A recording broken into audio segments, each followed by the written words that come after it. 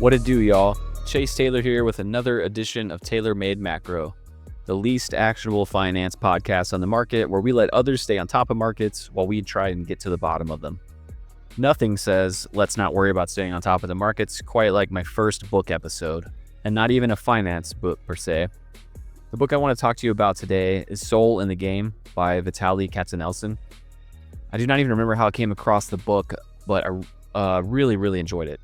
Anyone that knows me knows how much stoicism means to me, and this may be the best book on stoicism that I've ever read that's not a stoic book. It's not meant to be specifically about stoicism. A lot of it's not, but there's a decent amount of stoicism in it and really well captured. The subtitle of the book is The Art of a Meaningful Life, and that's really what the book is about. Vitaliy is an investor. He does talk about that.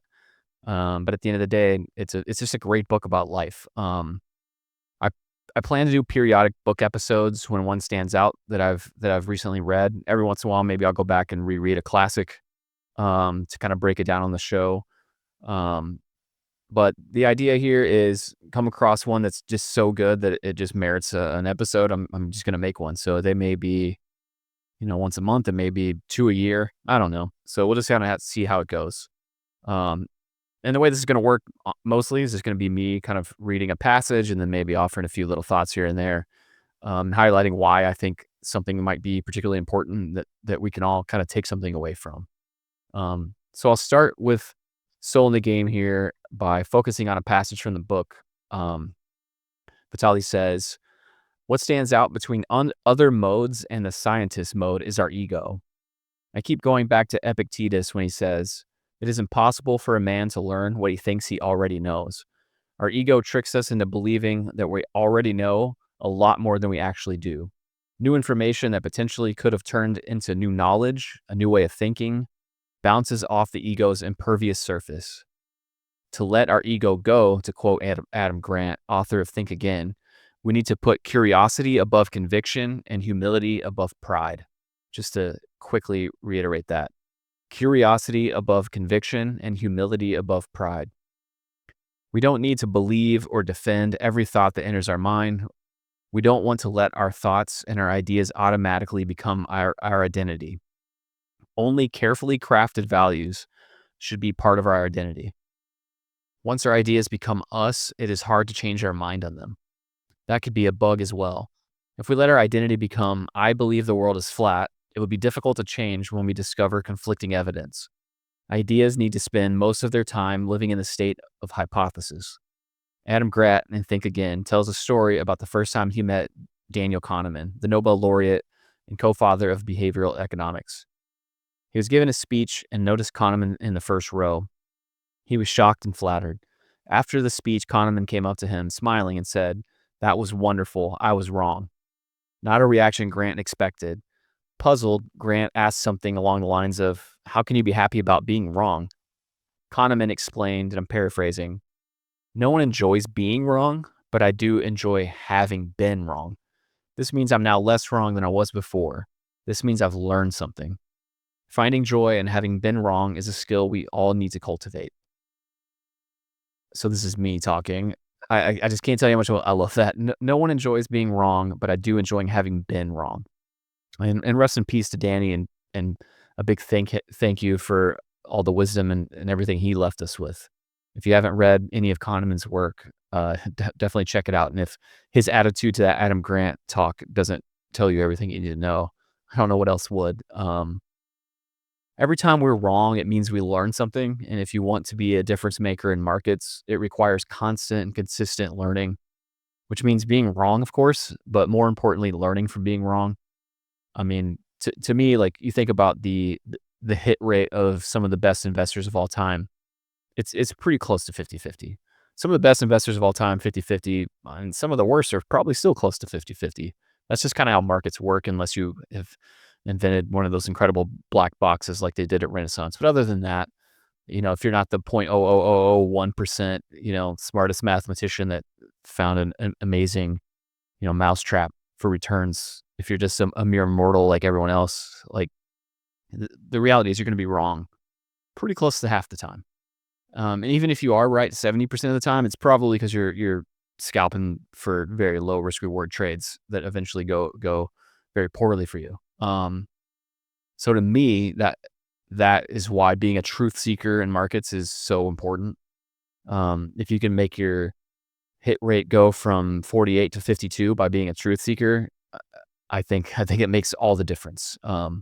If you can get, better risk reward by being a truth seeker, same thing, all the difference. And the only way to truly be a truth seeker in the markets is to always be trying to figure out where you're wrong, like truly bringing your ego in as much as possible, so that impervious surface, is broken down so that it can be penetrated by things that, let you know that you're wrong, and teach you about the way whatever system you're looking at actually works. Vitaliy breaks down how to have an intellectually honest debate, but before I read his rules for that, I want to say this is, in my view, just as important when having a debate with yourself as with another person. Um, so think about that as I read this passage. I have an intellectually honest debate or conversation. You have to enter it with a willingness to learn. Here are the rules for intellectually honest debate. One, be honest with ourselves. Make sure we are in scientist, not prosecutor mode. As Dostoevsky says in The Brothers Karamazov, above all, don't lie to yourself. The man who lies to himself and listens to his own lie comes to a point that he cannot distinguish the truth within him or around him, and so loses all respect for himself and for others. And having no respect, he ceases to love. Acknowledge alternative viewpoints. Charlie Munger summed this up well. I'm not entitled to have an opinion unless I can state arguments against my position better than the people who are in opposition. I think that I am qualified to speak only when I've reached that state. This goes back to Kevin Muir and what him and I discussed back on episode 2.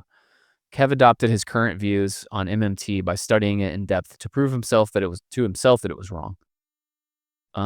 He was taking the Munger approach of being able to state the MMT arguments better than they could, and instead he adopted some of their views in a way that helped him trade the markets. That is the intellectual flexibility that makes you a winner in markets and in life, in my view, and that in life part obviously way more important than markets. I've long been of the opinion that if you're able to become a really good investor, and especially if you anchor on seeking truth, it will make you just a better human being. You'll see your own faults, not just in markets, but in relationships and all throughout your life. Okay. Vitaliy goes on, acknowledge our assumptions. Once your assumptions are disclosed, it is much easier to have an intellectually honest discussion because now you can debate each assumption separately. Acknowledge our own biases. If you disclose your bias, then your debating partner will be able to attach an appropriate weight to your opinion and admit where your arguments are weak. This goes to the core of intellectual honesty. This will only make the search for the truth, more expeditious. I think this is a key in markets. No matter what my current macro thesis is, it always has weak points. Understanding those weak points in great detail and watching their evolution unfold in real time is vital. If debating someone and they come clean about part of their thinking that is weak, it is instant credibility and proof they're seeking truth and not trying to assert tribal superiority. Vitaliy goes on, address the argument, don't attack the person. We're debating ideas, not character. Don't seek to the level of some of our politicians. That one is simple, and for me, like I have zero time for people who attack people instead of arguments. I've always been of the view like the battlefield of ideas is like wide open, like just let it all go. I've always I know a lot of people view Ray Dalio's culture that he had as kind of weird with the radical transparency. For me, like that's always made a ton of sense to me. I know they did actually get weird with some of it, but the actual just concept of, hey, like if it's an intellectual debate, if we're talking ideas here, like it all goes. And if your idea is bad, I'm going to tear it apart and tell you why it's bad. Like to me, that's the way it should be, because that's how you end up finding truth. That's what an idea lab looks like. Because whenever you stray from that, you get into, cultural norms of just accepting things being wrong. And to me, you can get in a lot of trouble if you're like, yeah, I see your point there. The Earth's flat. Like that doesn't go lead towards anything good. The book has an amazing anecdote about the Jewish legal system. He says, intellectual debate is deeply embedded in the Jewish legal system. By Jewish law, a court will not accept a capital punishment verdict if it was delivered by unanimous decision of 23 judges who decide upon capital cases. Yes, you read that right. There has to be at least one dissenting opinion for the death penalty verdict to be accepted. The court wants to make sure that there is at least one voice in the proceedings that forced judges to confront the opposing argument. In other words, the court wants to make sure the decision was not merely tribal, but was debated. This is a brilliant process and one that should extend to investment teams. If everyone agrees on a trade, you've not had to argue against thoughtful counterpoints, which weakens your process. This is why hiring a diverse team is so important. And by diverse, I mean in thinking, not superficial attributes. Later in the book, we have this great passage under the header of harvest pain. Though creativity and imagination are not big parts of your local university's finance curriculum, they're at the core of investing. They help us to translate the certainty of the past into mental models that deal with the ambiguity and uncertainty of the future. Our creativity and imagination are just like a musical instrument. They require tuning. Occasional stress from pain is a perfect tuner. He goes on. In investing, pain causes you to re-examine every facet of your investment process, shedding light on the deficiencies you did not know were there. It also reignites creativity, and if you let it, if you accept it as an important part of your life as an investor, then it will make you better. After all, pain without purpose is just meaningless suffering. We seem to learn a lot more from our failures than from our successes. It is important for all of us to realize that investment pain is not unique to us mere mortals. Even investment icons, the ones we put on a pedestal, went through years of pain and may yet go through more. We're just not aware of it because they were wearing their public masks of normality. It is important not to tie our self-worth to the performance of our portfolio so that we don't strap ourselves into an emotional roller coaster ride over which we have little or no control. Ben Graham, the father of value investing, was wiped out during the Great Depression. I'm fairly certain that was a very painful period of his life, but it led to his writing Security Analysis, which later became the Bible of value investing, The Intelligent Investor. Here's the bottom line. Don't squander pain. It is an opportunity to unleash your creativity. As Marcus Aurelius put it, the impediment to action advances action. What stands in the way becomes the way. So I could not agree more on so much of this, and I'll share a story about my own investing pain and the creativity and success it led to for me. This is very recent. If you went back and looked at my tweets or read my letters in 2023, I was dead wrong on the economy. Expected a recession and for all the wrong reasons to boot. But unlike the permanent bears who are still expecting a depression and twisting the one data point that looks weak in a month's worth of hot data, I actually tore my process down to the studs and rethought about my entire framework from first principles. What came out of the ashes of that was the framework that helped me get the last 9 months right, which helped me make money for our clients. But here's important to acknowledge that my framework may still be wrong and just appears right for now, which is why thesis vigilance is never ending. It's a process that never ever stops. It's the Sisyphean task, as James Aitken likes to say, of you roll the rock up the hill and as soon as you think you finally made it, it rolls back down. That's just life as an analyst of markets. To the first line of this passage, creativity and imagination are not on the CFA or MBA curriculum, but they're crucial to seeing markets for what they are and what they may become. Always work the right side of your brain and train those creativity muscles. Imagine many scenarios often, make some of them crazy on purpose. They can still shed light on the reality of our future realities. Okay, on to Stoicism, nuggets from the book. This is a great intro to Stoicism if you are Stoic curious but have never found the time to study it. Like everyone, I enjoy Ryan Holiday and his books, but they're fairly light on Stoicism, frankly. I honestly always prefer to just read the Stoics directly to kind of make my own links, but I have to hand it to Vitaliy. He really distilled it well in this book and in very few words. I'll hit on a few of the best passages, but if you have always wondered what the fuss is about with Stoicism, this book is, in my view, a great intro. And he starts with a great quote from Nassim Taleb, who said, "A Stoic is someone who transforms fear into prudence, pain into transformation, mistakes into initiation, and desires into undertaking. He writes, Seneca's wisdom is often stunning in its simplicity. My favorite quote from Seneca is only 3 words long. Time discovers truth. It epitomizes a lot of things in life. For instance, it slices to the core of what investing is. As an investor, my goal is to discover the truth, what a company is worth, before time does. This is me. Time does discover truth, and that is why thinking about what the world looks like in 2 years or 5 years holds an immense alpha, as most folks are just buying the index or thinking about the last quarter, maybe the next quarter, or the next Fed meeting or inflation print. Lengthening your time horizons and thinking deeper on mispricings 2 years away or longer, um, make portfolio space for it. Vitaliy goes on about the dichotomy of control. Some things are up to us and some are not up to us. This is how Epictetus introduced the dichotomy of control framework. So what is up to us? Opinions we hold, our actions, our feelings, goals we set for ourselves, our values, our desires. These things are internal. We have complete control over them. Everything else is external to us, and thus we have little control over those things. This is the framework that attracted me to Stoicism in the first place. It changed how I interact with people. So this is me. When I see people get upset about things they do not control, it always baffles me.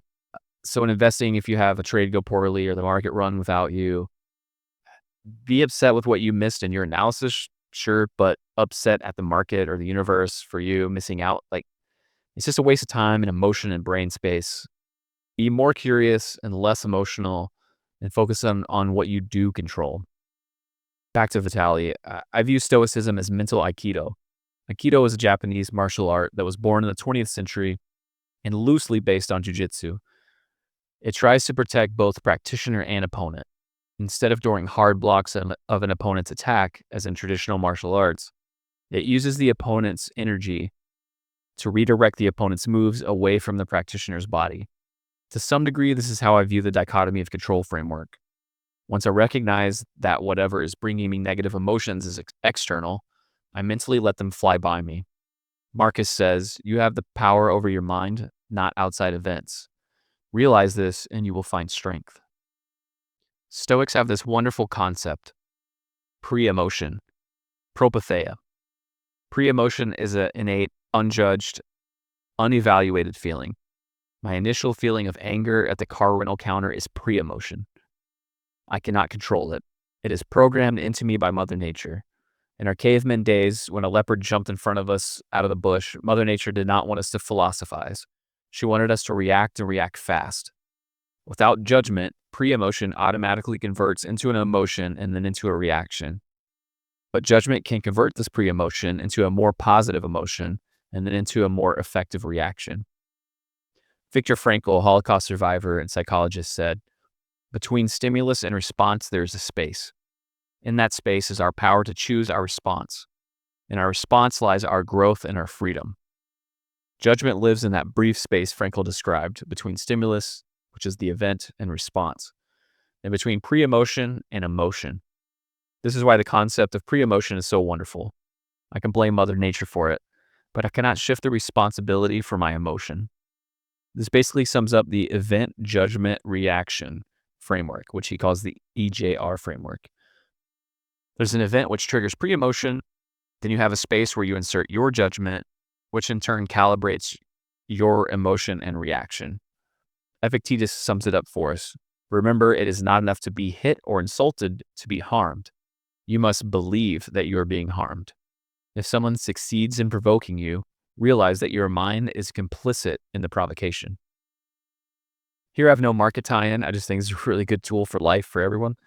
Inserting your rational mind after your primitive mind tries to jump to a conclusion is just vital to success in life. And yes, this does translate to investing. It's probably why everyone kind of sells everything in a hole and then goes and buys a new high. It's just hardwired into us, kind of like something bad cuts you off in traffic. Your first response is to overreact. Back to the book. The book goes on to discuss negative visualization, which is imagining and contemplating bad things happening before they happen. It's like being vaccinated against an adverse future. You already visualized it. Your mind has had a chance to pre-adapt to it. As Seneca explains, he robs present ills of their power who has perceived them before they came. There's another reason to practice negative visualization. It enhances your appreciation of what you have. He wrote in Born in Russia, Made in America how, after his mother's death, he inadvertently, out of fear and trauma of recent experience, visualized losing his father. It increased his appreciation of his father from a young age and made his relationship stronger and more meaningful. The last time negative visualization is there to ignite the appreciation, that time, though infinite, is given to us in limited amounts to spend. This negative visualization of the finite nature of the personal time granted to us can help us increase the value of the present moment. It's not that we have a short time to live, but that we waste a lot of it. Life is long enough, and sufficiently generous amount has been given to us for the highest achievements if it were all well invested. This excerpt from Seneca's On Shortness of Life is very appropriate here. But here's the punchline. But when it is wasted in heedless luxury and spent on no good activity, we are forced at last by death's final constraint to realize that it has passed away before we knew it was passing. So it is. We are not given a short life, but we make it short. And we are not ill-supplied, but wasteful of it. Life is long if you know how to use it. We, yours truly included, are often not here, not in the present. We are daydreaming away in the past or in the future. While time does what it does, turning future into past. Back to my thoughts here.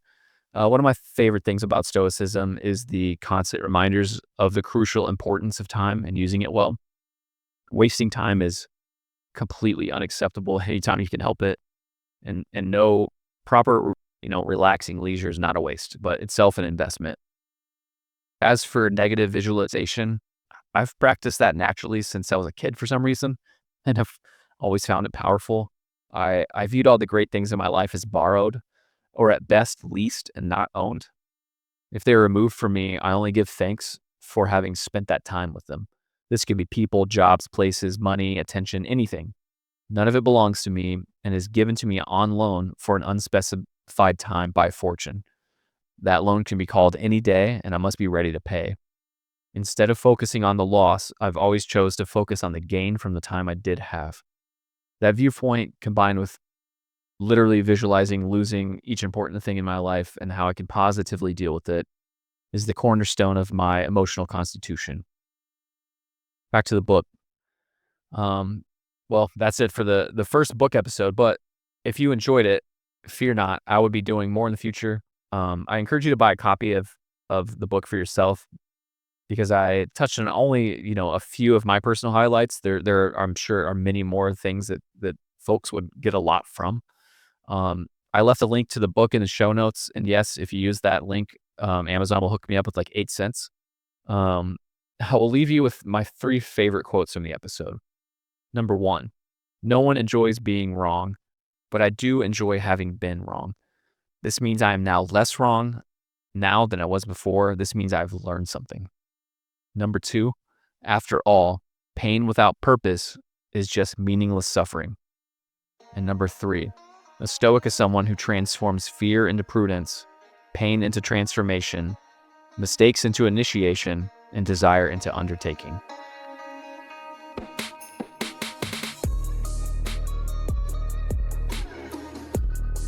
Thanks for listening to the show, and we'll be back with some more interviews soon after some time off this summer. As always, check out pinecomemacro.com for more about me and my firm, Pinecone Macro Research, and check out the Tailor-Made Macro tab for a lot more on each episode. Until next time, cheers.